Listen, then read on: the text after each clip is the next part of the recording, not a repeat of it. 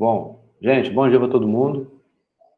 Hoje eu vou terminar, na verdade, a parte que eu comecei na aula passada sobre grafos hamiltonianos, que a gente viu o início, né, sobre isso, eu falei algumas condições sobre esses tipos de grafos, e eu vou começar o assunto de emparelhamento. Eu vou definir para vocês também o que é emparelhamento, ver alguns exemplos com vocês, o objetivo do problema do emparelhamento. E sobre isso eu não vou provar nada, a gente não tem nenhuma demonstração para ver hoje sobre emparelhamento. Eu deixei para a próxima aula eu demonstrar as coisas que tem sobre esse assunto e já concluir também. Pelo menos é a minha intenção, né? Vamos ver se vai dar certo isso. Por isso que eu estou colocando para a prova de vocês ser no dia... Eu passar a terça no final do dia, ainda ter a terça de manhã com vocês, para poder a gente ver bastante revisão, lista, questões, tá? Então, a intenção inicial é que a gente tenha 2 aulas de revisão, né? A de quinta da semana que vem e a de terça ainda de manhã da outra semana só, no 27, talvez. Acho que é isso. Bom, então, na aula passada eu defini o que são grafos hamiltonianos, e a gente viu 2 tipos de propriedades, né? Primeiro a gente viu condições necessárias dos grafos serem hamiltonianos, né? Quais foram? Tem que ser conexo, se o grafo é hamiltoniano, então a gente sabe que ele é conexo, certo? Então a gente viu o quê? Que ele tem que ser biconexo. Então, se ele é hamiltoniano, ele é biconexo. Então, biconexo, aí eu espero que vocês tenham revisto o conteúdo, inclusive porque nessa aula de hoje tem coisas que eu usei na aula passada, eu vou usar aqui novamente, tá? Então, além disso, né, além de ser conexo, a gente viu então que não pode ter articulação, ou seja, ele é biconexo. E outra propriedade que é uma condição necessária é aquela propriedade do corte, que foi assim que eu chamei, que tem a ver com o tamanho do subconjunto que você escolhe remover relacionado ao número de componentes conexas, certo? Então aquilo ali é um limite, uma coisa na outra, né? O número de componentes conexas tem que ser no máximo o tamanho do conjunto de versos que você escolhe remover, certo? Isso é a propriedade do corte. A gente viu bem que são condições necessárias, porque a gente tinha para cada propriedade algum exemplo de grafo que satisfazia isso, mas que não era hamiltoniano, certo?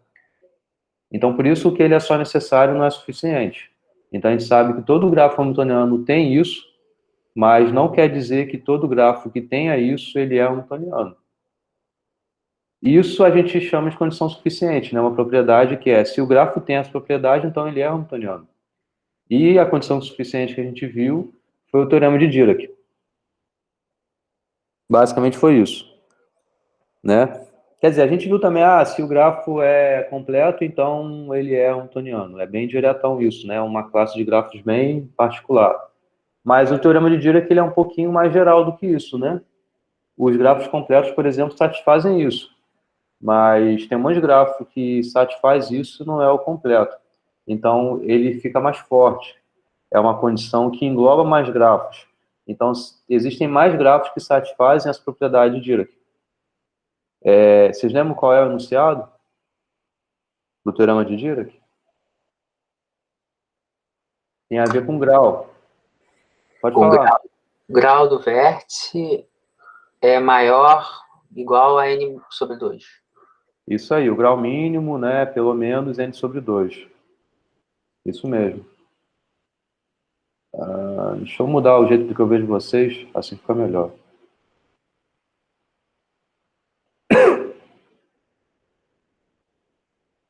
Bom, beleza. Eita. Vou voltar para cá. Pronto. Isso, então o grau mínimo, né, o deltinha do grafo, ele é pelo menos n sobre 2. Se o grafo tiver isso, então ele é hamiltoniano. Esse é o teorema de Dirac. Bom, hoje a gente vai dar continuidade às condições suficientes. Na verdade, consequências, né? Consequências do teorema de Dirac, tá? Bom, e aí, na verdade, o que a gente vai tratar nessa parte é sobre o teorema de Euler, tá? É uma coisa um pouquinho mais geral do que o teorema de Dirac.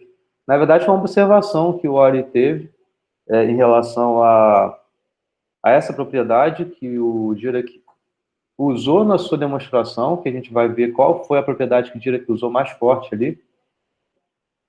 E esse vai ser o teorema de Ori, e uma consequência disso também vai ser o fecho. Então, e também tem muita relação com essa propriedade de Dirac, tá? Bom, essa é a parte que a gente vai ver sobre gráficos hamiltonianos. Além disso, eu vou definir para vocês o que são emparelhamentos, tá? O que é emparelhamento no gráfico. A gente vai ver alguns exemplos e tudo mais, e os problemas que a gente quer resolver aqui, tá? Bom, isso é o que a gente vai ver hoje. Bom, o teorema de Dirac, para falar do teorema de Euler, vou lembrar de novo o teorema de Dirac, que apesar de vocês já saberem, qual é o enunciado? É que se o grafo tem pelo menos 3 vértices e o deltinha é pelo menos n sobre 2, então o grafo é hamiltoniano. Tá. Bom, isso foi o que a gente viu na aula passada, né? Então, o que o Ori observou é que na hipótese que foi usado isso aqui, que o deltinha é n sobre 2, na verdade a gente não usou muito esse resultado, a gente usou a consequência dele, que é para quando você tem dois vértices que não são vizinhos, a soma dos graus deles era pelo menos n. Isso aqui foi o que a gente usou na demonstração fortemente no teorema de Dirac. No teorema de Dirac, isso. Lá no finalzinho da aula, eu usei esse argumento com vocês. Eu até falei do princípio da casa dos pombos e tudo mais, para tratar da interseção. Então, a interseção da vizinhança dos vértices U e V, que não eram vizinhos, é diferente de vazio. Então, necessariamente, tinham dois vértices consecutivos no caminho que existia. Então, foi isso que a gente viu na aula passada. Essa parte da demonstração que foi a aplicação desse resultado de ter deltinha pelo menos n sobre 2. Mas o que foi usado de fato foi essa soma aqui. Essa soma dos graus é maior ou igual do que n. Então, é essa propriedade que foi a principal. Não essa daqui, mas essa daqui foi a principal aplicação desse resultado. E você pensar nos grafos que tenham essa propriedade é mais forte do que você pensar em relação a essa propriedade. Concordam com isso? Pensa que você tem um grafo igual tem 100 vértices naquele grafo. Aí você tem os grafos com deltinha pelo menos 50. Ok, mas você tem grafos que têm deltinha muito menor do que isso e ainda assim eles são hamiltonianos. Por exemplo, você pega dois vértices que não são vizinhos. Se um tem grau 2, outro tem grau, sei lá, n sobre... Não, n sobre 2 não. N menos 2, por exemplo. Um tem grau 2, outro tem grau n menos 2. A soma disso dá maior ou igual do que n. E o deltinha é muito menor do que n sobre 2. Então, você tratar grafos que satisfazem isso aqui é de fato que foi usado na demonstração, porque veio de consequência disso. Mas isso é uma propriedade que é mais forte do que essa. Ou seja, mais forte no sentido de englobar mais grafos que satisfazem isso do que isso. Entenderam o que eu falei? Então, o Ori observou que isso aqui que era a propriedade-chave. E englobava mais coisas. Então, se vocês não lembram de fato esse detalhe, revejam a demonstração do Dirac lá que a gente viu na semana passada. Tá?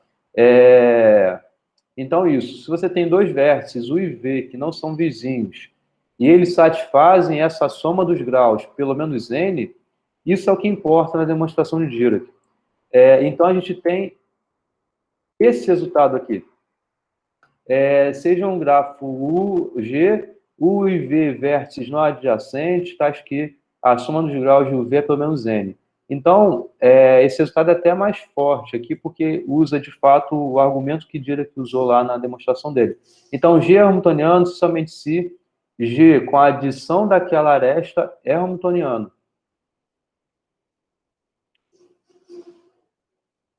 Vocês lembram disso aqui, que foi usado? Vocês têm alguma intuição sobre essa demonstração?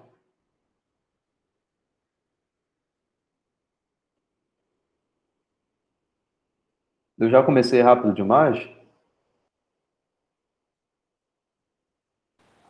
Eu não tô conseguindo intuir nada não, mas eu lembro desse comentário no final da aula. Talvez seja bom até eu reabrir a aula. Como eu não botei aqui o aula 9.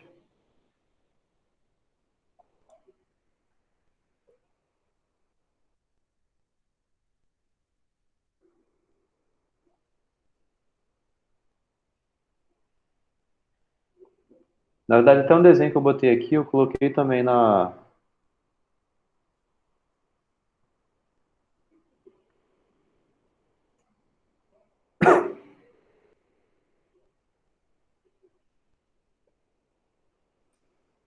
Vocês estão vendo aqui um pedacinho da aula 9, né? Então, bom, então, o teorema de Dirac, aqui foi a demonstração dele, né? O início da demonstração está aqui e tudo mais. Então, se vocês reviram, se vocês lembram bem disso, a gente tomou dois vértices que não são vizinhos, U e V.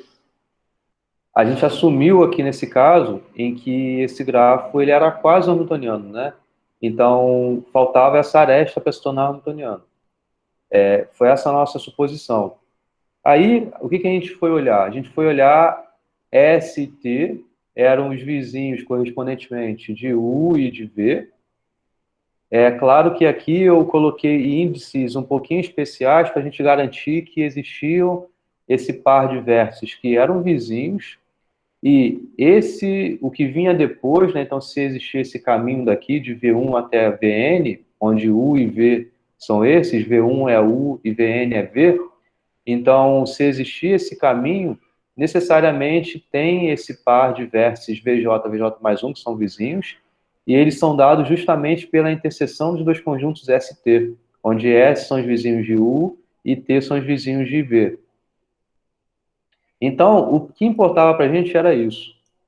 Essa soma dos graus de U e V era maior ou igual a N, o que implicava da interseção, eu não acertei, eu acho. Isso aqui é para ser um mais, né? Eu mencionei com vocês isso na aula passada. Isso aqui é do princípio da inclusão e exclusão, né?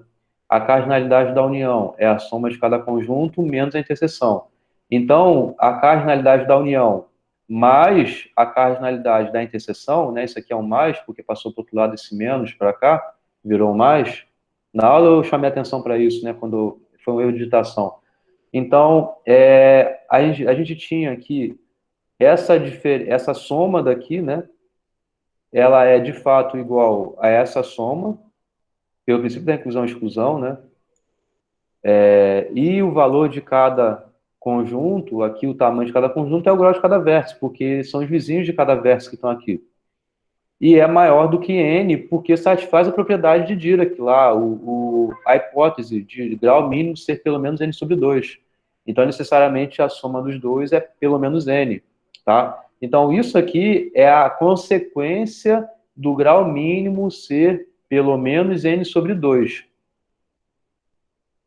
E isso daqui é verdade porque a gente tinha. Não, a implicação disso é outra coisa, né? É que, como a gente sabe que a união não tem todos os vértices, porque o U não é vizinho a V, então nem Vn nem V1 vão estar na união dos dois conjuntos aqui, então a gente tem que, necessariamente, a união é menor do que N, não tem todos os vértices na união. Então é porque a interseção é pelo menos 1, então necessariamente tem esse par aqui, que satisfaz tanto S quanto T. Mas o que importa aqui para a gente hoje não são esses vários detalhes que eu acabei de falar aqui agora no final, mas é que, dado que grau mínimo é pelo menos n sobre 2, então a soma dos graus de cada par de vértices que não são vizinhos é pelo menos n. Isso aqui é o que importa para a gente, e é isso daqui o que vai ser usado no Teorema de Euler, tá? E aí o Euler observou justamente isso. Eu vou voltar agora para a aula 10.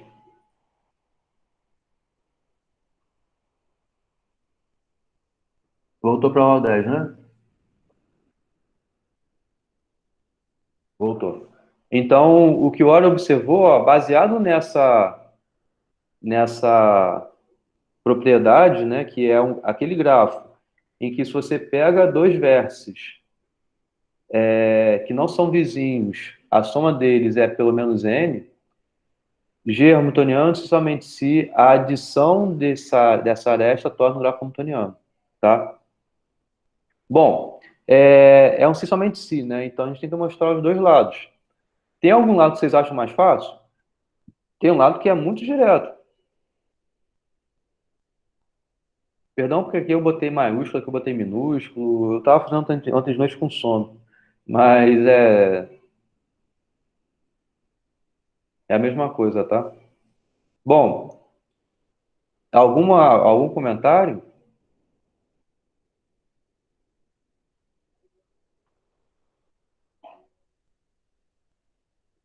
Lembra que, ó, para você tentar provar um desses dois lados, pensa no lado que seja mais fácil sempre, tá? Quando qualquer demonstração que eu peço a vocês que seja um si somente si, separa essa demonstração em duas. É assim que a gente sempre faz. Tem que separar em duas partes, tá? Uma parte é a ida, outra parte é a volta. Às vezes um lado ele é mais fácil do que o outro. Às vezes os dois têm a mesma dificuldade, tá? Mas aqui, olha só, como a gente está olhando a propriedade de ser hamiltoniano, na aula passada a gente viu muito sobre isso também, nas demonstrações que a gente tratou na aula passada. Aquelas condições que são necessárias, ou seja, se G é hamiltoniano, então alguma coisa, a propriedade que a gente quer provar, o que a gente usava fortemente era o fato do G ser hamiltoniano. Isso daqui ajudava muito a gente fazer demonstrações. Ou seja, já ter um ciclo, né, hamiltoniano, e isso daqui também vai ser usado. Então, pensa nessa saída, por exemplo. Se G é hamiltoniano, então G com a adição de uma aresta é hamiltoniano. Isso não é direto de se demonstrar?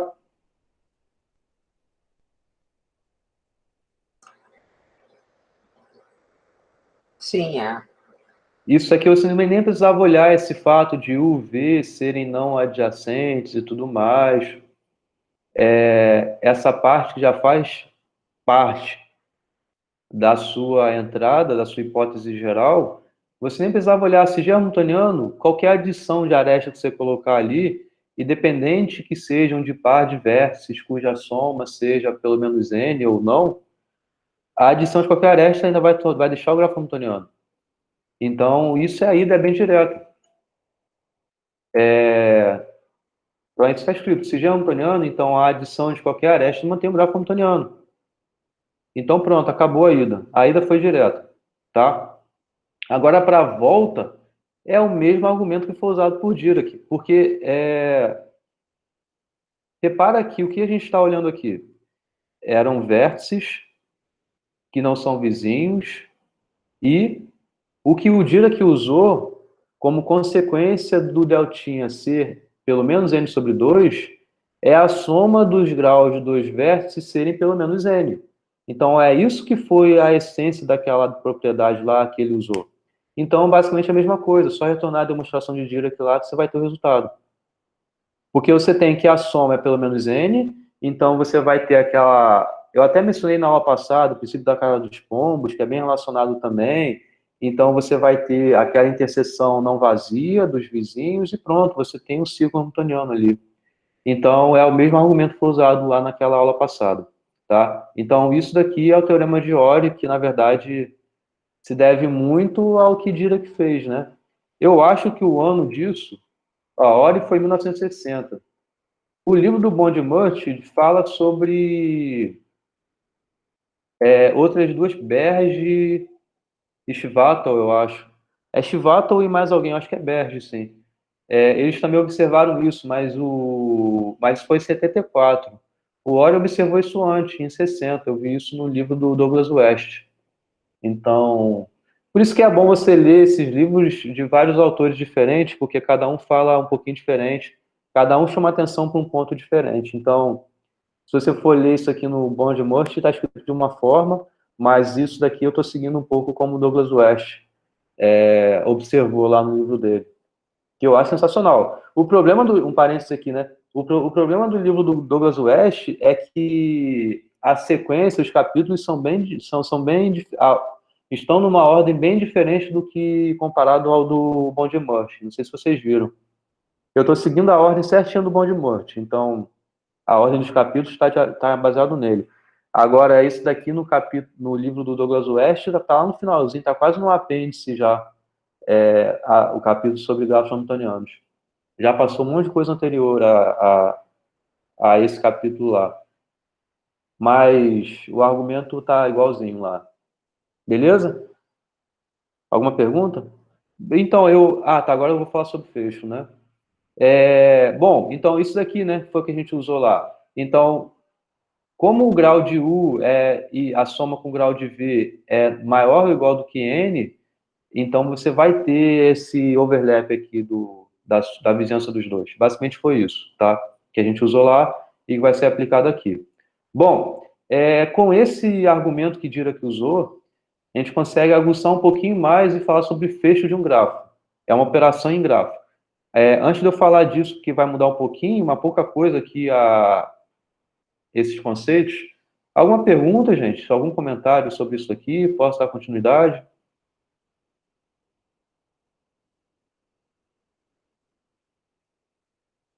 Ok. Então, bom, o que foi usado nessa observação de Ori, nessa propriedade que Dirac trabalhou bastante? Pegar dois vértices que não são vizinhos, que a gente sabe que a soma deles é maior do que N, maior ou igual do que N.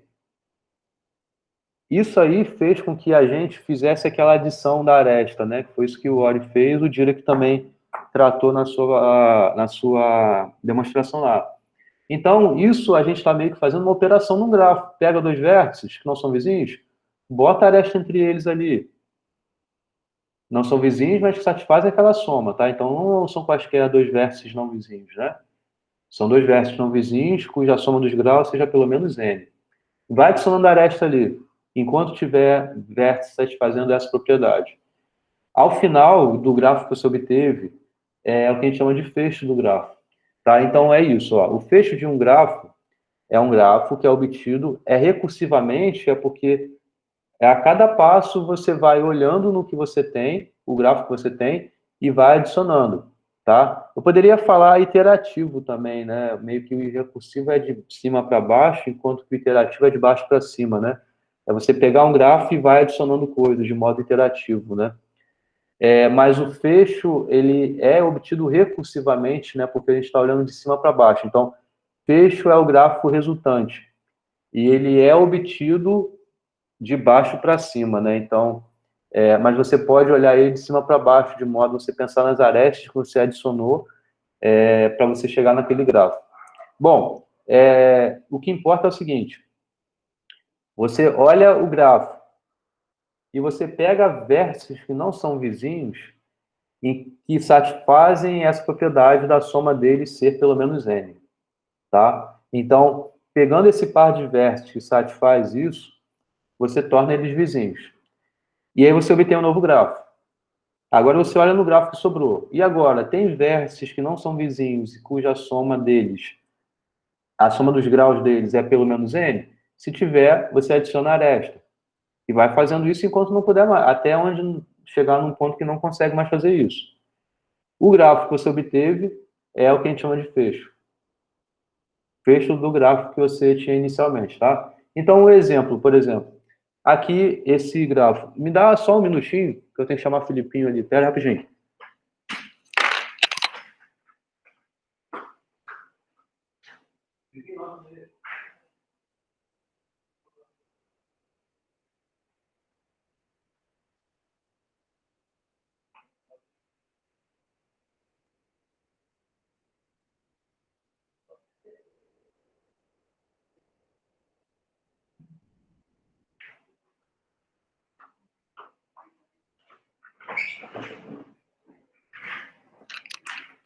Foi mal, voltei.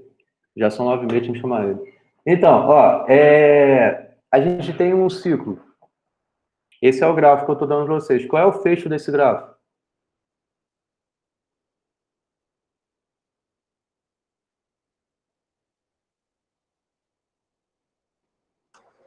vai ser o gráfico completo? Então, a gente tem que olhar o quê? A gente tem que olhar o grau de vértices que não são vizinhos, fazer a soma deles e ver se satisfaz essa propriedade, é que a soma deles seja pelo menos n, tá? Então, vamos pegar dois vértices que não são vizinhos aqui. Por exemplo, esse e esse não são vizinhos. Qual é a soma dos graus deles? Aqui é 2, aqui é 2. Então, a soma é 4. 4 é maior do que n? Maior ou igual a n? N é 6 aqui. Não Sim. é? O maior é a 4, né, mano? Ah, tá, entendi. Quer dizer que tava pensando na metade. Isso, a n. N. A soma tem que ser pelo menos n, tá? Ou seja, isso daqui é justamente par de vértices que satisfaz essa propriedade aqui, ó. É a soma dos graus ser maior ou igual a n. Certo? Então, é isso que a gente está olhando. Essa propriedade aqui que a gente olha no fecho também. São grafos, são vértices cuja soma seja pelo menos n. E não são vizinhos. É nele que você vai adicionar as arestas. Então, aqui no círculo, não tem nenhum par de vértices que satisfaz isso. Então, você não tem o que adicionar aqui. Tá? Então, o fecho dele é o seu próprio grafo. E a gente usa a letra C de G, é o grafo que a gente obtém no final, tá? Então, é o closure, tá? Em inglês, né? Fecho é closure. Closure, tá? Aí a gente usa a letra C, C de G, tá? Bom,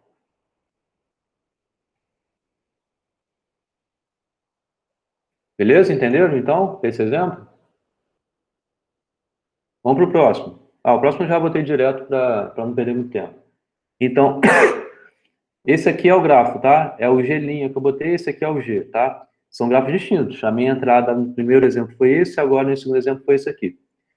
Bom, agora, se vocês observarem, né?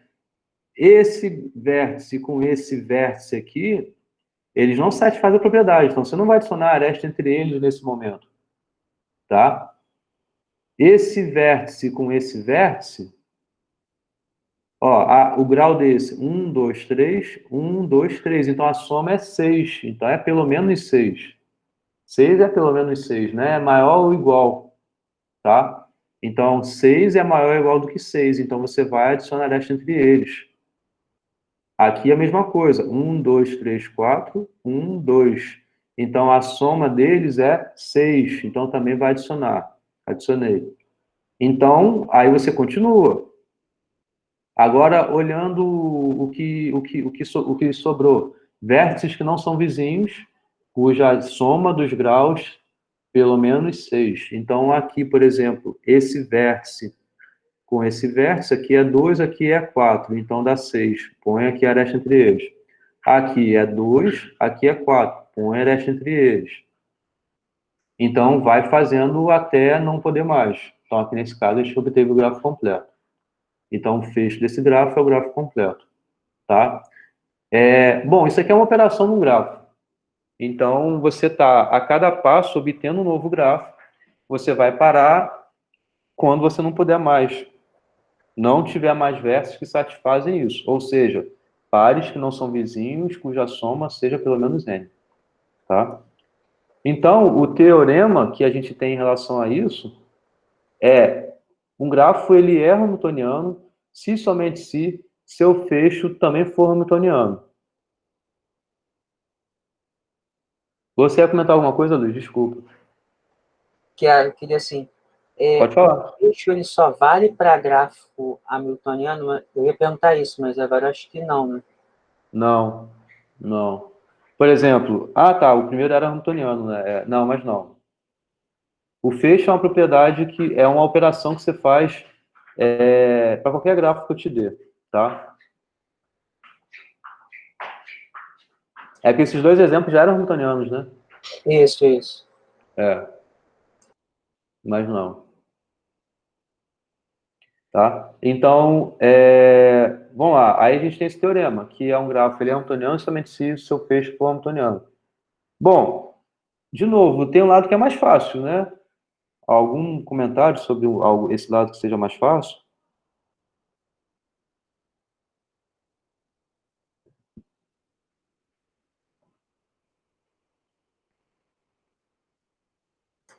Se o fecho é hamiltoniano, então o grafo é hamiltoniano, porque o fecho é um grafo que você adicionou uma aresta. É a mesma lógica do teorema anterior, não? Mas são dois grafos diferentes, tá? Então, esse aqui é o grafo, esse aqui é o seu fecho. Então, a gente olhar esse grafo ser hamiltoniano, basta a gente olhar se o fecho dele é hamiltoniano. Se o fecho dele não for hamiltoniano, então o grafo não é hamiltoniano. Repara que, como eu falei na aula passada, esses resultados que a gente tem sobre gráficos hamiltonianos, eu falo, a gente não tem condições necessárias suficientes. Lembra que eu falei isso? Que enquanto para os gráficos eulerianos a gente tem condições que são necessárias suficientes. Ou seja, a gente tem o si somente si. Aqui eu falei, aqui a gente não tem. É uma mentira, né? A gente tem, tá? Então aqui é um si somente si. Mas repara que é o mesmo grau de dificuldade, né? Porque você olhar o gráfico ser hamiltoniano, olhar o fecho ser hamiltoniano, eu estou olhando, eu não estou mudando de propriedade, eu estou mudando de grafo.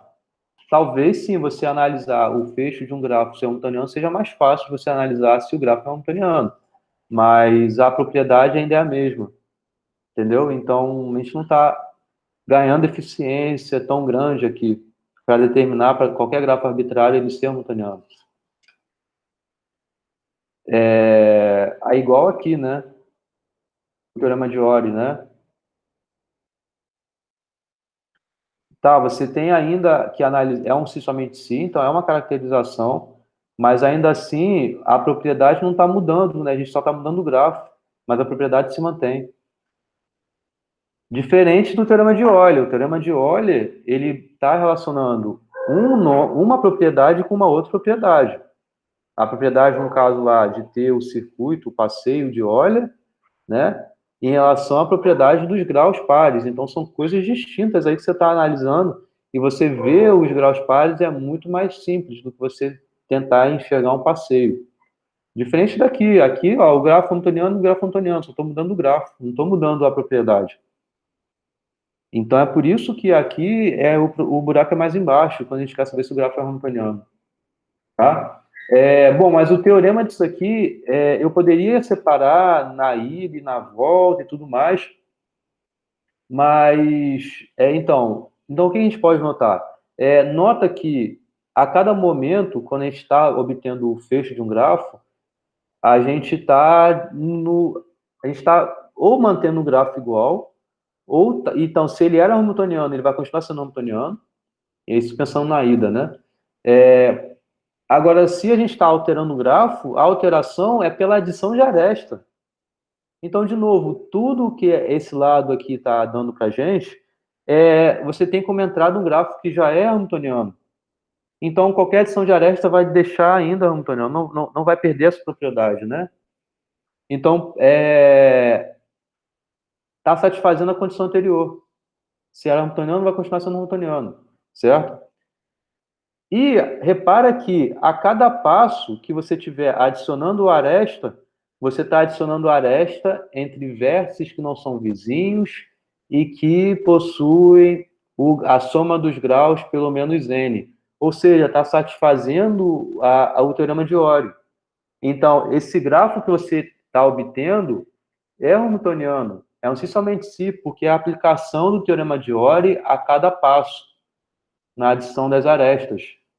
Então, o fecho, que na verdade é o grafo que é obtido pela adição dessas arestas para pares que não são vizinhos, e a soma é pelo menos n, a gente está a cada passo na adição dessas arestas satisfazendo um teorema de Euler, que é G hamiltoniano somente se esse grafo com a adição das arestas é hamiltoniano.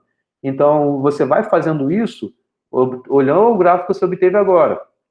Olhou par de vértices que não são vizinhos e a soma é pelo menos n.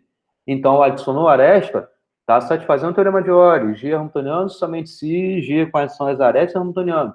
No final, você vai ter o fecho. Então, a cada passo é a aplicação do teorema de Ori. Então, pronto, acabou. Isso é a demonstração desse teorema em relação ao fecho. Entenderam?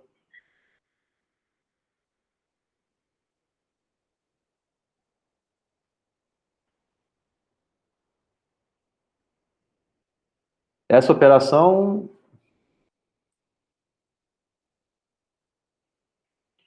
de distância de arestas nas condições tem algum nome? Sinceramente, eu não sei. O que eu noto que eu vejo nos livros, os livros falam muito de satisfaz a propriedade de Dirac. Então, é o nome que eu conheço, tá?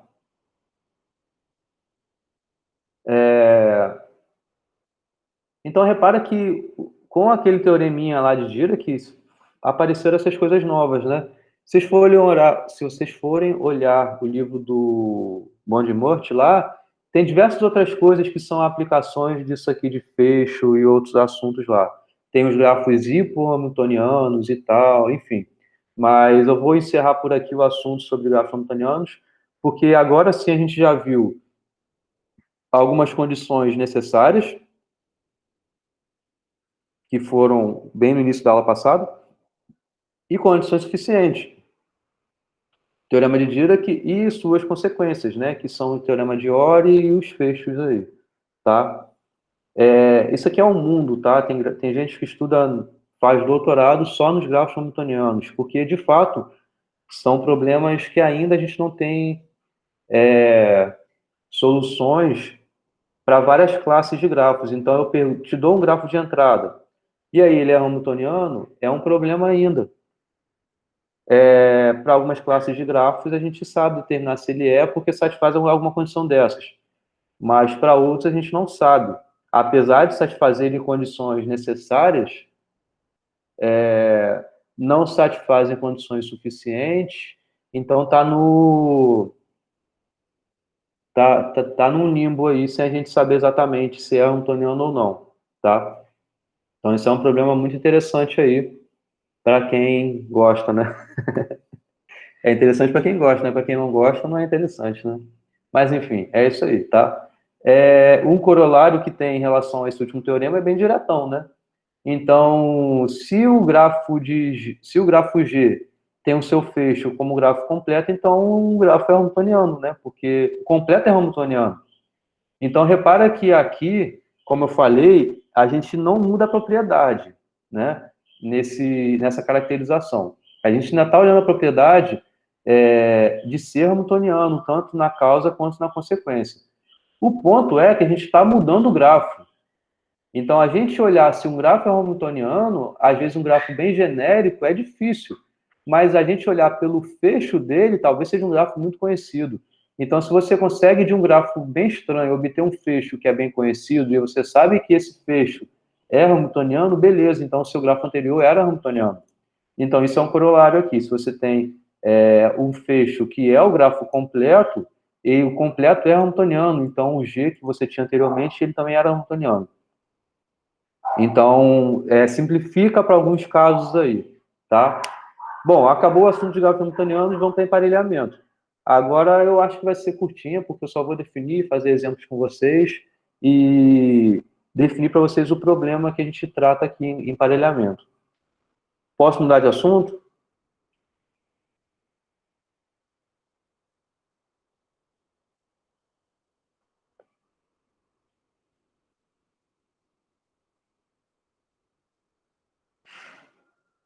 Então, o emparelhamento, tá? Quer falar, Luiz? Você ligou o microfone? Desligou? Não, é falar que pode sim. Tá. Então, o que é o emparelhamento, tá? O emparelhamento é um conjunto de arestas, é um subconjunto do conjunto das arestas, tá? Em que se você tem duas arestas naquele conjunto, elas não podem ter vértice em comum, tá? Então, é uma separação de arestas que você tem naquele grafo ali, em que duas arestas não podem ter uma extremidade comum. Então, é isso que a gente diz, arestas não adjacentes, tá? Então, uma coisa que a gente usou muito, que a gente usa muito, é a adjacência de vértices, né? Então, a adjacência de um vértice são os vértices vizinhos a eles. Vizinhos a ele, né? A adjacência de um vértice. A adjacência de aresta, então, são as arestas que têm o extremo comum a ele, tá? Eu acho que eu defini isso para vocês também em algum momento, em aulas passadas, mas não é algo que a gente usou tanto. Então, por isso que eu estou chamando a atenção para isso, tá? Então, quando eu digo que arestas não são adjacentes, é que essas arestas não compartilham um extremo, não compartilham um vértice. E aí, então, o emparelhamento é um subconjunto de arestas em que duas arestas desse conjunto não podem compartilhar um vértice, tá? Isso é um emparelhamento. Então, um exemplo aqui. Então, FG é um emparelhamento. Concordam com isso?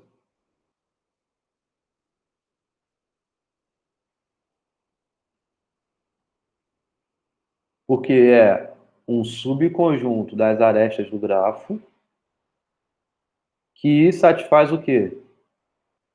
Todas as arestas que estão aí, para todas as arestas que estão aí, não existe um par de arestas que tem o extremo em comum. Só tem uma aresta, não tem um par de arestas. Então, está satisfazendo a propriedade. Ok? Ok. Ok. Então, esse outro conjunto, FG, AH, CD. Então, FG, AH, CD. Concordam também que é um emparelhamento? Então, é um conjunto, é um subconjunto de arestas em que não tem duas arestas com o mesmo extremo comum. Aqui, ó, uma aresta é FG, não tem F, nem G e nenhuma outra aresta aqui. A mesma forma, AH, não tem A e nem H e nenhuma outra aresta aqui. Da mesma forma, CD, não tem nenhuma outra aresta nesse emparelhamento, nesse conjunto, com C e D, a não ser esse daqui. Tá? Agora, se fosse esse conjunto de arestas aqui, por exemplo, FG, então, GA. Então, isso não seria emparelhamento, porque existe um par de arestas com o extremo em comum. O G é comum às dois, então isso não é um emparelhamento. Acho que vocês entenderam, né? Então, beleza. Acho que esse trio aqui, então vocês entenderam que esse trio aqui é um emparelhamento, né? Agora esse daqui é H, CD, AG, também é um emparelhamento. Agora esse daqui, CH, FG, também é um emparelhamento, tá? Então repara que são exemplos de emparelhamentos aqui. Por enquanto, não estou interessado em tamanho de emparelhamento, mas repara que isso é algo que a gente sempre está procurando, né? Tamanhos máximos, tamanhos mínimos de emparelhamento, de conjuntos que satisfazem uma propriedade. A gente viu isso já em aulas passadas para outros problemas, né?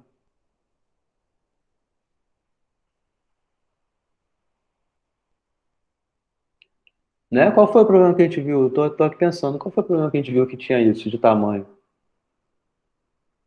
Conectividade, né? Conectividade, é. Então era conjunto de arestas cuja remoção desconectava o grafo, aí o conjunto de vértices maior, menor, menor conjunto de vértices era o caso lá, menor conjunto de arestas era o caso lá. Então esse era o objetivo que a gente viu em aulas anteriores. Então aqui também vai aparecer coisas do tipo, tá? Então o emparelhamento a gente diz que ele é maximal se ele não está contido propriamente em nenhum outro emparelhamento. O que isso quer dizer? É a propriedade de ser maximal, né? É quando a gente tem um conjunto de arestas e você adiciona nesse conjunto de arestas alguma outra aresta que é do grafo, mas não estava ali, você perde a propriedade de ter um emparelhamento. Então, é o conceito de maximal que está se aplicando ao conceito, à definição de emparelhamento, certo? Maximal é sempre algo. Tá, estou olhando um conjunto, eu quero saber se ele é maximal. Conjunto de seja lá o que for, pode ser de vértice ou de aresta. Quando você adiciona algum elemento ali que estava no grafo, mas que não estava naquele conjunto, então você está adicionando alguém, né? Você perdeu a propriedade. Aqui é em relação ao aparelhamento. Então, é quando você tem um conjunto de arestas que há um emparelhamento. Mas quando você adiciona alguma aresta ali naquele conjunto, você perdeu a propriedade de ter emparelhamento. Ou seja, você passa a ter dois vértices que têm um extremo em comum. Então, em outras palavras, é isso. Ele não está contido em nenhum outro emparelhamento. Então, se tem um emparelhamento maior, não existe um que ele contém que seja esse conjunto que você tomou inicialmente. E o máximo, né, é aquela relação que a gente tinha falado na primeira aula, de entre máximo e maximal. É o emparelhamento... Eita! É o maior emparelhamento que tem naquele gráfico. E o emparelhamento perfeito, aí sim é um conceito novo, que é aquele emparelhamento que tem cardinalidade n sobre 2. Qual é... Se eu pergunto a vocês aí, te dei um grafo, qual é o maior tamanho de emparelhamento possível que ele pode ter? Sem você analisar o grafo. Para qualquer gráfico que eu te dê, qual é um limite superior no tamanho do emparelhamento?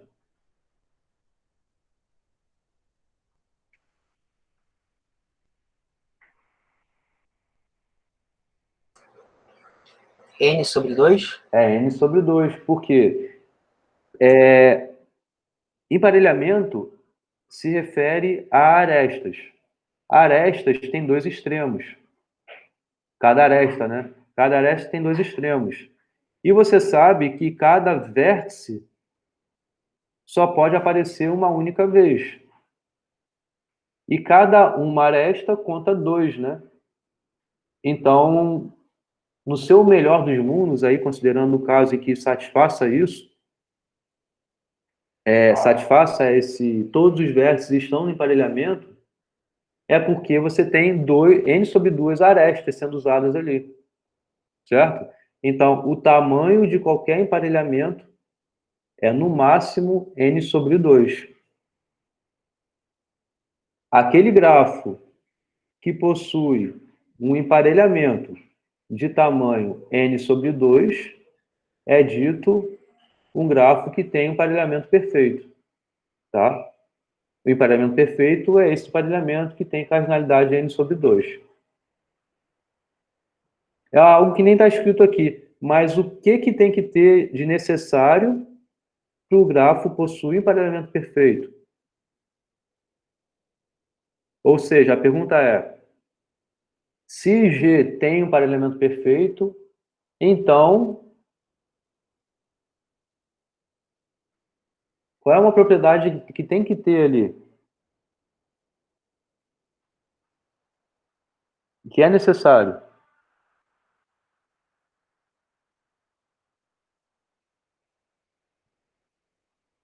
O que quer dizer n sobre 2? É a metade do número de vértices, né? Agora, bom, para qualquer número existe sua metade de modo inteiro, porque tamanho é sempre número inteiro, né? Então não existe número quebrado aí, né? Porque a gente está olhando arestas. Arestas são contáveis como natural. N é par, então? Isso, n tem que ser par. Então, se G tem um emparelhamento perfeito, então n é par. É uma consequência que a gente tem. Então, eu dou a vocês um grafo que ele tem uma quantidade ímpar de vértices, você já pode dizer, ó, ele não tem emparelhamento perfeito. Tá? Como eu estava falando ainda lá atrás sobre grafos de hamiltonianos, são condições necessárias que a gente olha, tá? A gente está olhando, né? Que eu acabei de falar aqui. Então, beleza. Então, isso é um emparelhamento perfeito. Então, primeiro, o N tem que ser par, tá? Outra coisa é que tem que ter essa quantidade de arestas, né? Se não tiver pelo menos n sobre 2 arestas, também não vai ter, né? Bom, beleza. Essas são definições, tá? Então, vamos ver alguns exemplos, tá? Isso aqui está errado, tá? Esse maximal em relação a esse cara aqui, tá? FG. Vou colocar todos aqui. Eita, zoou tudo, tá vendo? Foi mal, gente. Eu fiz ontem de noite. Eu não gosto quando treme assim os slides, mas... Enfim. Bom, FG, AH,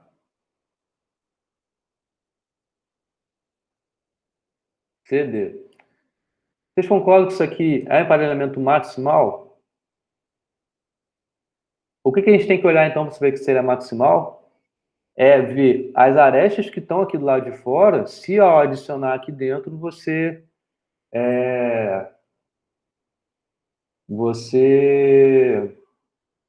passa a ter uma extremidade comum, tá?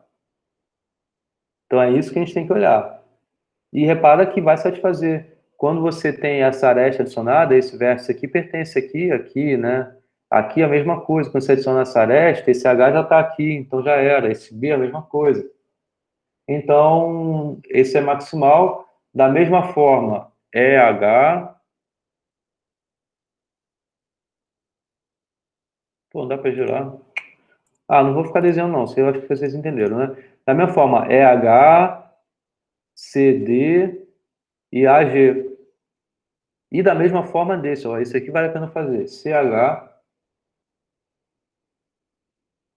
FG.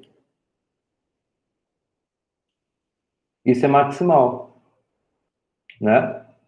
Repara que o A, se você adicionar alguma aresta indo nele, ferrou, porque tem o G e tem o H que já estão lá. Aqui é a mesma forma, daqui é a mesma forma, daqui é a mesma forma.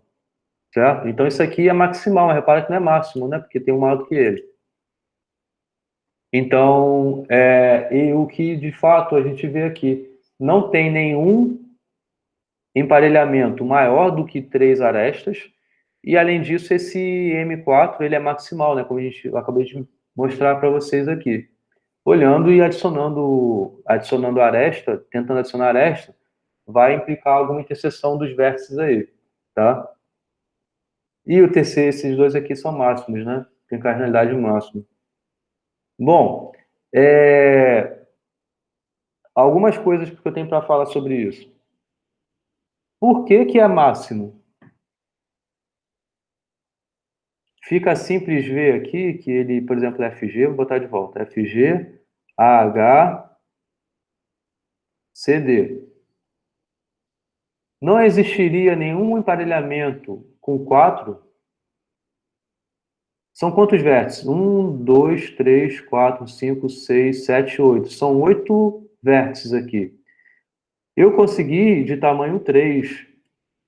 E eu estou dizendo que ele é máximo. Então, se ele é máximo, ele não tem emparelhamento perfeito. Por que ele não tem emparelhamento perfeito? Por que não poderia ter um de tamanho 4 aqui? Por que não poderia ter um emparelhamento de tamanho 4? Por causa do grau de H. Por causa do grau de H? O grau de H é 1, 2, 3, 4, 5, 6. Certo? 6. Então, tem relação com o grau de H, mas o principal nem é ao grau de H, mas os vizinhos de H. Então, o H, ele é vizinho ao E e é vizinho ao B. E ambos são pendentes, são vértices com grau 1. Então, se eles são pendentes e se eu estou assumindo que tem emparelhamento perfeito, é porque os dois vértices têm que ser usados no emparelhamento. Mas vai dar ruim, porque o E, então, ele só pode ser vizinho ao H. Da mesma forma em que o B só pode ser vizinho ao H. Então, o H apareceu 2 vezes. Então, não é possível que você tenha no emparelhamento ambas as arestas ao mesmo tempo.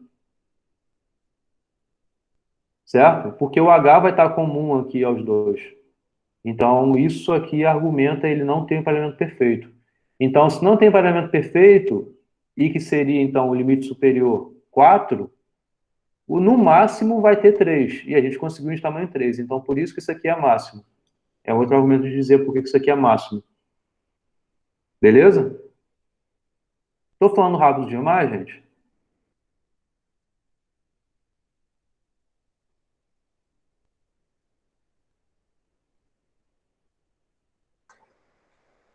Não, tá. Tá. Eu tô acompanhando. Beleza. O que o Arnaldo comentou, então, para ver emparelhamento perfeito, os versos pendentes têm que participar. Sim, sim. Porque emparelhamento perfeito quer dizer que todos os versos têm que participar. Se você tem pendente, o pendente é um verso como qualquer outro, também tem que participar. Pendente é isso, né? É o verso em grau 1. Então, isso aqui é um pendente, isso aqui é outro pendente. Tá? Aqui, o que facilitou a gente conseguir dizer que esse grafo não tem emparelhamento perfeito é que, como esse vértice tem que participar, cada um deles só pode participar pela aresta que vai até ele. O ponto é que H é o vértice que é comum ao E e ao B. Tá na vizinhança dos dois, né? Então ferrou a história, porque o H ele tem que estar aqui, tem que estar aqui, mas não pode, porque é um emparelhamento, porque é um emparelhamento. Então ele tem que estar em ao menos um dos dois. Ao menos não, no máximo um dos dois. Então não tem um vértice participando, então não tem emparelhamento perfeito. E de novo, emparelhamento perfeito tem todos os vértices participando. Então, beleza. Aí, vamos lá. Vamos dar nomes para algumas coisas, né? Então, tem alguns nomes bem importantes aqui para a gente tratar. Nesses conceitos aqui de emparelhamento, tá? Vamos lá, então muita calma nessa hora, ó. Então, você pega uma aresta, XY, tá? Que está no emparelhamento. Show de queimado? Bom, tem uma aresta que está no emparelhamento. Então, esses vértices associados a essa aresta, né, os extremos, a gente diz que eles são M emparelhados. O emparelhamento é M, tá? Então, te dei um emparelhamento M. Você olha os vértices que estão no emparelhamento, a gente diz que eles são M emparelhados. M é em relação ao emparelhamento e aqui é para dizer que eles estão no emparelhamento, tá? Beleza? Emparelhamento em inglês é matching, tá?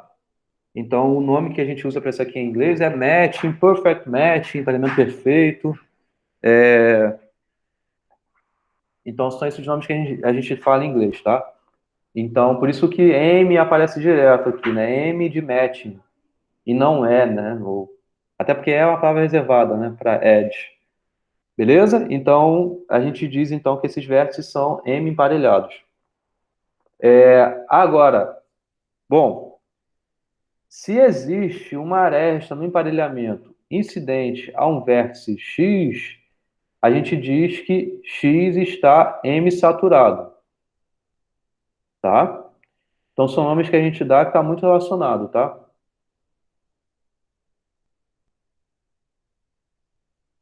Você pega uma aresta, então você pode falar que os extremos dessa aresta são M emparelhados, e da mesma forma você pode dizer que um vértice ele está saturado, um vértice daquele emparelhamento, um vértice que está numa aresta de um emparelhamento, tá? Então você pode falar que essa aresta ela é saturada, porque está no emparelhamento. Se o vértice não está no emparelhamento, sempre é M, né, o emparelhamento que a gente está assumindo. Então a gente diz que esse vértice é M insaturado, tá? Eu lembrei de uma história aqui, quando eu fiz uma matéria que tinha que fazer algo sobre emparelhamento. Falar M emparelhado era muito chato.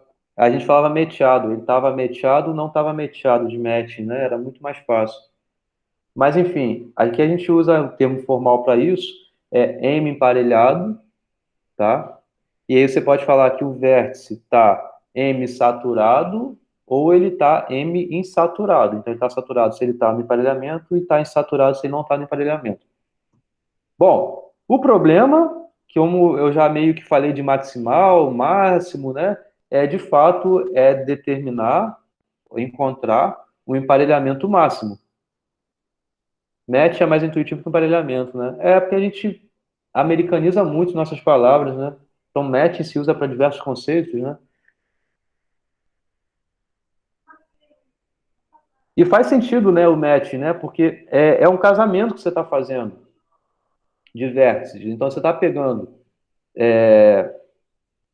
vértices ali e é um casamento que é monogâmico, né? Então, você tem um vértice, ele está ligado a um outro vértice somente.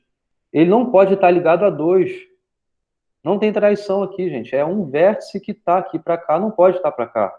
Então, é um para um, certo? Então, esse conceito de match é de fato um casamento, tá? Dentre os vértices no grafo, beleza? Então, o problema é saber qual é o emparelhamento máximo. Te dou um conjunto de pessoas aí. Existe amizade entre essas pessoas. Qual é o maior número de casamentos que eu posso formar ali? Tá? É de fato o emparelhamento perfeito. Ou perfeito. O emparelhamento máximo. Nem sempre vai ser o perfeito, né? Porque talvez não tenha o. Não seja um número par, enfim, e algumas outras coisas que tem que acontecer também para ter emparelhamento perfeito. Isso é muito estudado em algoritmos, tá? Então, quem estuda algoritmos em grafos tem problemas de matching, encontrar o pareamento perfeito, o pareamento máximo, que seja, bem determinado. Existem algoritmos que resolvem esse problema de modo eficiente, tá? Bom, mas o nosso problema aqui é esse, tá? É encontrar o emparelhamento máximo do grafo. Esse é um problema de otimização. É sempre otimizar, maximizar ou minimizar. Nesse nosso caso, a gente quer maximizar, tá? E como a gente vai obter isso? Para obter isso, para saber qual é a propriedade que faz com que eu esteja num emparelhamento máximo, é a gente olhar essas ferramentas que são caminhos alternantes, caminhos aumentantes, tá? Então é isso que eu vou definir para vocês agora.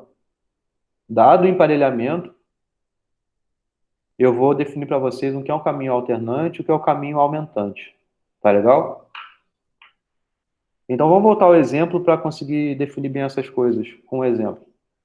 Esse par de arestas é um emparelhamento, né? Então esse par de arestas verdes é um emparelhamento porque não tem um vértice comum. Agora, eu fiz esse caminho no grafo, ó. Eu estou considerando do D vindo para o C, vindo para o H, para o F, para o G e para o A. Então eu tenho dois tipos de arestas, concordam? Eu tenho arestas que estão no emparelhamento e eu tenho arestas que não estão no emparelhamento. Certo? Então a gente diz que o caminho ele é M. M, de novo, M aqui é esse emparelhamento verde, tá? Então, dado o emparelhamento, eu defino para você o que é um caminho M aumentante ou M alternante, como vai aparecer depois, tá? Então eu digo que o caminho ele é M alternante se ele é um caminho, repara que ele não precisa ser induzido, né? Ele é um caminho que tem no grafo, tá? Mas você tem as arestas estão alternadamente entre arestas M e arestas que estão no emparelhamento e arestas que estão no conjunto de arestas do grafo não estão no emparelhamento. Eu fiz a cor errada, né? M é o verde, né? E que está no grafo mas não está no emparelhamento é rosa. Né, gente? Aqui é o contrário, né? Então vou. Não sei nem mais. Eita! Identificar a cor. Estão entendendo? Então, a princípio, esse daqui é o nosso caminho M. Cadê o rosa? Isso aqui é rosa, né?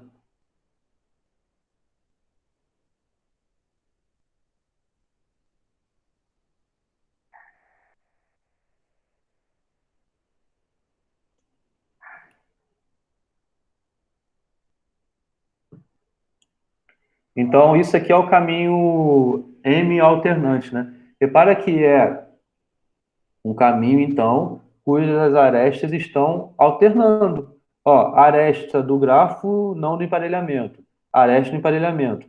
Aresta do grafo, não do emparelhamento. Aresta do emparelhamento. Aresta do grafo, não do emparelhamento. Então, é o caminho M, onde M são essas arestas aqui verdes, alternantes, tá?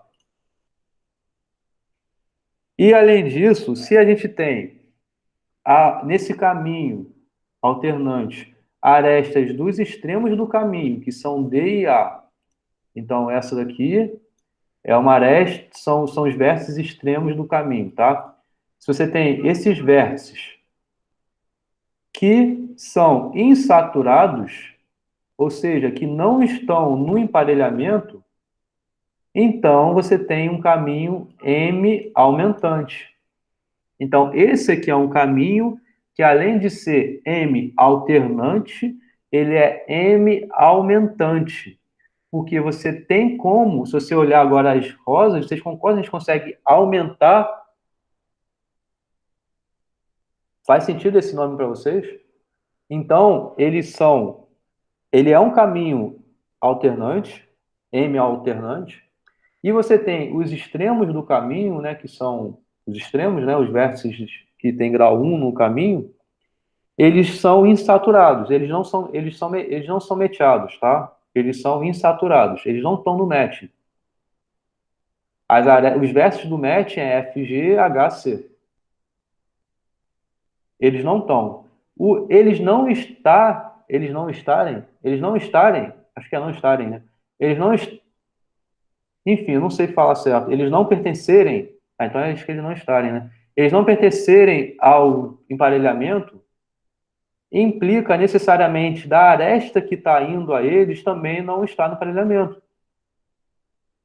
Se está alternando entre a aresta que não está no emparelhamento ou a aresta que está no emparelhamento, quer dizer que necessariamente você tem um emparelhamento de tamanho 1 unidade maior.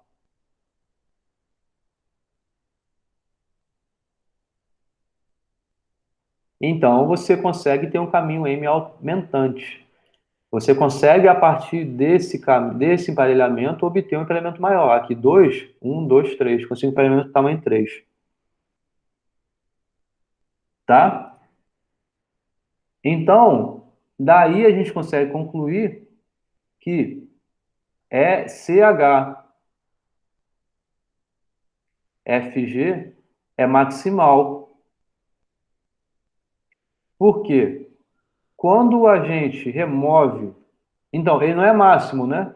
Ele não é máximo. Por exemplo, esse trio daqui, ele é M aumentante, tá? Mas uma coisa que tem também, além disso, é uma relação que tem muito forte de emparelhamento com conjunto independente, é essa, ó.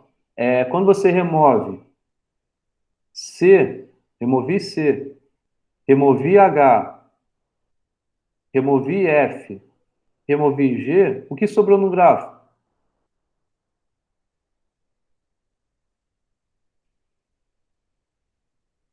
Vou usar vermelho, tá? Então, quando a gente remove os vértices do grafo, é uma outra coisa que existe aqui, para você saber se o grafo ele é maximal ou não, você remove os vértices do emparelhamento. Tá? Você concorda se, quando você quer saber se o grafo ele é maximal, se o tamanho, né? Se o emparelhamento é maximal. Vocês concordam com isso daqui? Você remove esses vértices, o que sobra é esse vértice, esse vértice, esse vértice, esse vértice. Esses 4 vértices aqui são vizinhos entre si? Tem alguma vizinhança entre eles aqui? Não tem mais aresta nesse grafo. Então, o que sobrou é um conjunto independente. Então, você saber que o emparelhamento, perdão, ele é maximal, você remove esses vértices associados ao emparelhamento e você vê que não tem aresta mais ali. Se tivesse aresta, você poderia adicionar, porque seria de fato em relação a vértices que não estão no emparelhamento, porque você já removeu os vértices que estão no emparelhamento, e sobrou uma aresta, então ele poderia entrar naquele conjunto e iria aumentar, né, o tamanho do emparelhamento. Agora, se sobrou, ao remover os vértices, um conjunto independente, então você tem o seu o emparelhamento máximo. Maximal, maximal, maximal, maximal. Certo?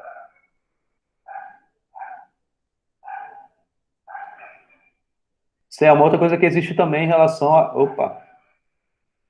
a gente olhar se ele tem um emparelhamento maximal ou não. Se você está com emparelhamento maximal ou não, tá?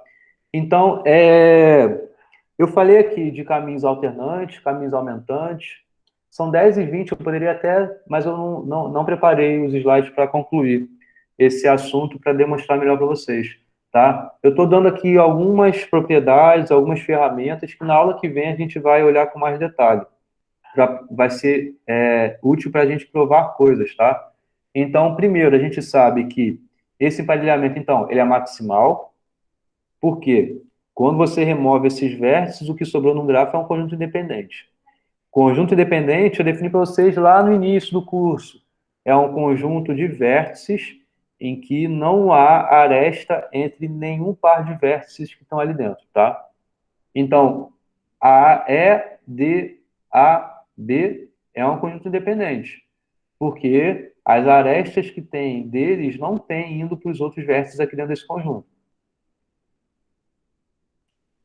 Além disso, esse caminho que a gente fez, D, C, H, F, G, A, ele é alternante em relação a esse emparelhamento M4. Então, ele é M4 alternante, porque é um caminho que alterna entre vértices entre arestas do emparelhamento e não do emparelhamento, certo? E, além disso, ele é um caminho M4 aumentante, porque ele tem os extremos não saturados, insaturados, não meteados, certo? Então, a gente consegue aumentar, no caso, não em relação a esse mesmo emparelhamento verde, porque ele já é maximal, você não consegue adicionar aresta ali nele, mas você consegue substituir. Então, dado que você tem esse caminho, é nesse caminho que você vai conseguir obter um emparelhamento maior. Não usando as arestas verdes, porque de fato isso aqui já era maximal, então você não consegue adicionar mais nada a manter o emparelhamento com maximal, um emparelhamento, né? Você não consegue, mas você consegue fazer uma substituição, ó. Ao invés de você usar o C, H e FG, você usa as outras, as rosas aqui, e você consegue ter então um emparelhamento maior. E, além disso, ele é maximal, porque você poderia pensar a mesma coisa que a gente fez. Remove os vértices que estão no emparelhamento, né? Então, eu removo esse, esse e esse, e o que sobrou foi E e H. E e H é um conjunto dependente. Então, você tem o emparelhamento maximal.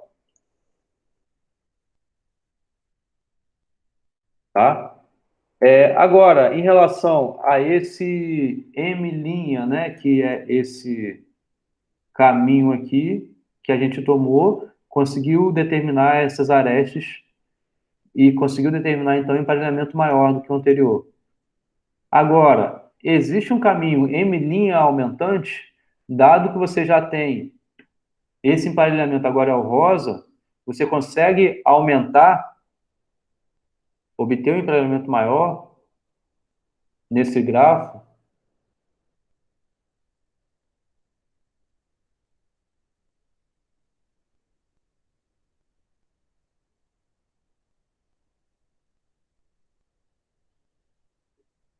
Repara que, quando eu estou perguntando sobre ter um caminho M aumentante, ele tem que ser alternante. Então, dado o emparelhamento, esquece o verde agora, porque a gente está olhando as arestas rosas, tá? Então, isso aqui é verde, isso aqui é o verde, isso aqui é cinza, isso aqui é cinza. Então, o emparelhamento que a gente tem é esse rosa. Nesse rosa, existe como a gente aumentar o emparelhamento baseado no caminho M aumentante, M' aumentante, ou seja, um caminho ele é aumentante quando o emparelhamento está num caminho e os extremos não estão saturados. Então, repara que aqui está saturado e está saturado. Daqui eu só posso vir para cá, e daqui eu só posso vir para cá. Então, daqui, quando eu volto para cá, esse vértice já está no emparelhamento, então ele não está no caminho. Então, não tem como você aumentar, nem por aqui, nem por aqui. Daqui não tem caminho para cá, não tem caminho para cá também. Certo? Então, não tem como aumentar. E aí? Isso daqui é o emparelhamento máximo? A gente já tinha visto, né? Não tem emparelhamento de tamanho 4. Então, ele não tem um emparelhamento de tamanho 4 nesse grafo, não tem um emparelhamento perfeito, né? E a gente viu também que 3 era o tamanho máximo, porque a gente até analisou em relação ao E e ao B, não foi? A gente fez isso no passado, em algum slide anterior aí. Então, e além disso, não tem um caminho M' aumentante, tá? Isso daqui, de fato, tem uma relação muito forte, que é esse teorema que aparece, que é o teorema de Berge. Então, essa intuição que eu tentei passar aqui em relação a caminho alternante, aumentante, dado o emparelhamento, se você olhar nesse grafo, você sabe que não tem, você consegue ver, como eu falei aqui anteriormente, que não tem um caminho aumentante aqui dentro, para esse dado emparelhamento. E aí o teorema de Berge diz justamente isso, que seja G um grafo, M o emparelhamento máximo de G, se e somente se G não contém caminho M aumentante. Tá? Então, você tem um grafo e você tem um emparelhamento. Aí você vê, com essa caracterização aqui, você vê se no grafo, em relação àquele emparelhamento, tem um caminho M aumentante. Isso daqui, inclusive, induz a gente a um algoritmo, que não faz parte do curso, né? Mas o algoritmo para saber se você tem um emparelhamento máximo é esse. Você olha o seu emparelhamento, que são suas arestas, e vê se tem algum caminho envolvendo esse emparelhamento que seja aumentante. Se tiver, então você não tem emparelhamento máximo. E aí você vai e obtém um emparelhamento maior. Agora, se não tiver, então sim você já tem um emparelhamento máximo. Não só maximal, mas máximo.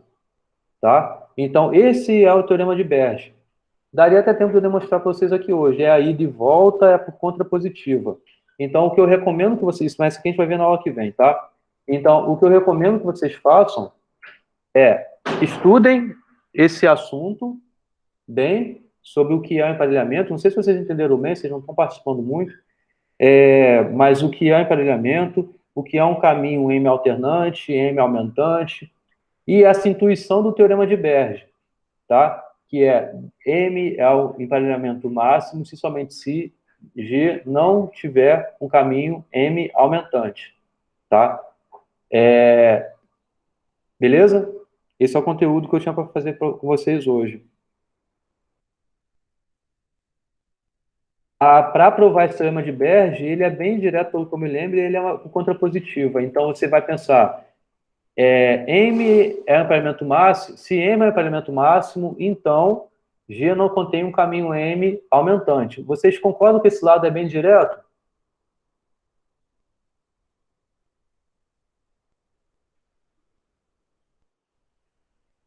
Ó esse lado. Se M é um emparelhamento máximo de G, então G não contém um caminho M aumentante.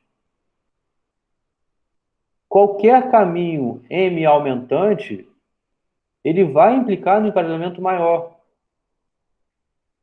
Então, se tivesse um caminho M aumentante, você não estaria com um emparelhamento máximo, porque existiria um emparelhamento maior. O caminho M alternante, aumentante, ele é muito forte.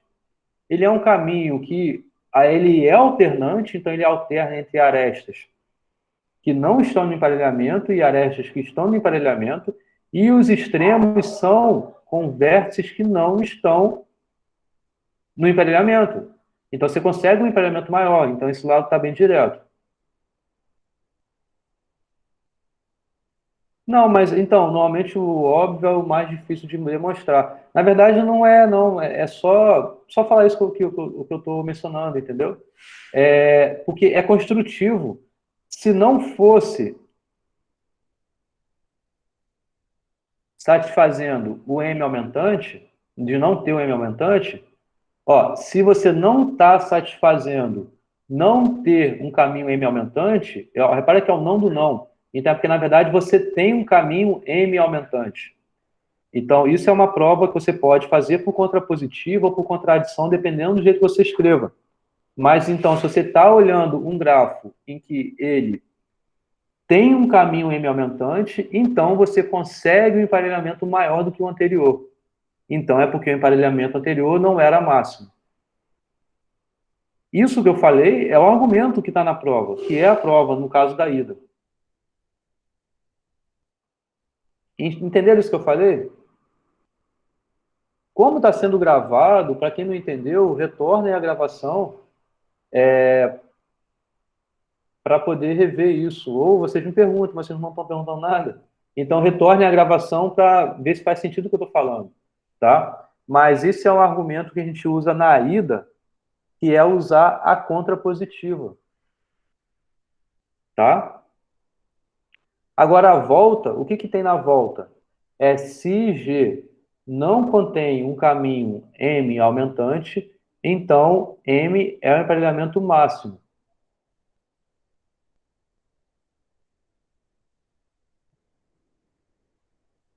Aí esse argumento ele tem um pouquinho de construtivo aí, eu tenho que falar de diferença simétrica, mas repara que não é muito difícil também. Você pensar ele por contrapositiva, seria você pensar que M não é um emparelhamento máximo, você tem que concluir, então, que G tem um caminho M aumentante, tá?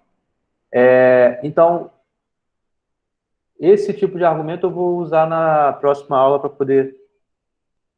Eu vou provar para vocês na próxima aula. Mas ele é só um pouquinho mais elaborado do que esse da ida que eu falei, que é mais direto, tá? E aí eu vou definir para vocês o que é a diferença simétrica, uma consequência que tem emparelhamentos e tal. Então, vou falar isso para vocês na próxima aula, tá?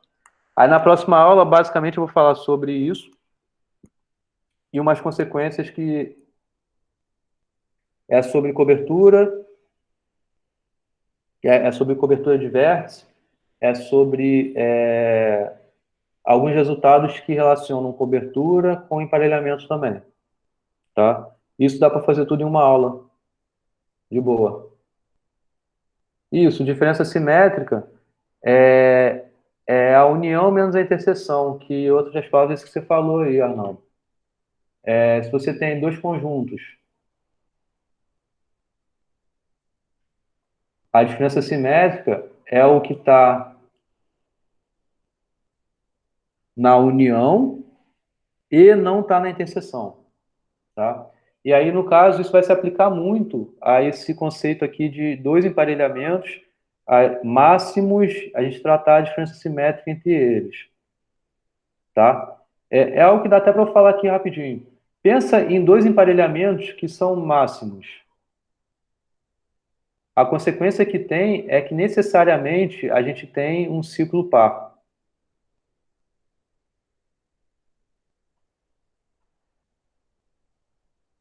Isso aqui a gente vai usar bastante. Na verdade, para alguns resultados na próxima aula. 1, 2, 3, 4. Então, esses dois azuis aqui, eles são máximos. Ou, esse azul e esse cinza são dois emparelhamentos máximos. Isso eu vou usar muito quando estiver falando de emparelhamento máximo em relação a árvores. Tá? Se eu não me engano, o resultado é que se o grafo, dado o grafo uma árvore, ele tem somente um emparelhamento máximo. Tá? Então tem muito a ver com isso aqui da diferença simétrica, tá? E se eu não me engano, nessa volta eu também uso isso de diferença simétrica, tá? Mas talvez não, enfim. Mas eu vou, na aula que vem a gente vê com detalhe isso. Tá legal, gente? Além disso, então, a gente vai falar de classes de grafos especiais em relação ao emparelhamento, por exemplo, árvore, por exemplo, também bipartido, tá? E isso vai aparecer muito quando a gente estiver falando da relação que emparelhamento tem com cobertura e para grafos bipartidos. E aí, na próxima aula, eu quero, então, acabar essa matéria com vocês. Show? Alguma pergunta? Põe o nome de vocês aí, eu acho que está todo mundo aqui. Mas bota aí, de qualquer forma, só para...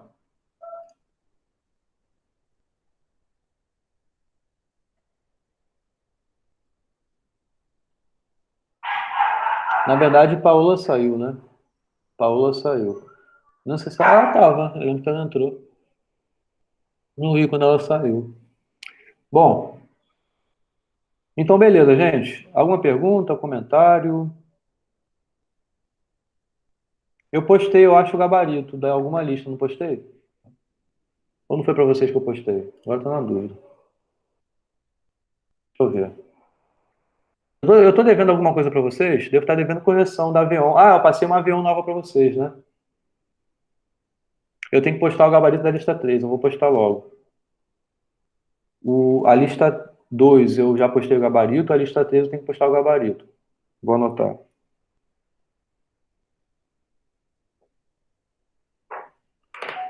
Eu passei a Avion para vocês.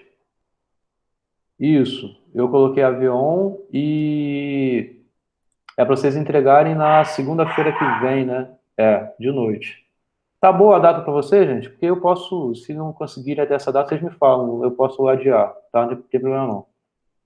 Mas eu acho que dá para fazer em uma semana. E eu coloquei um pouco essa questão, essas 3 questões aqui, não tá pequena, né? Mas é um pouco para complementar o que eu dei em aula.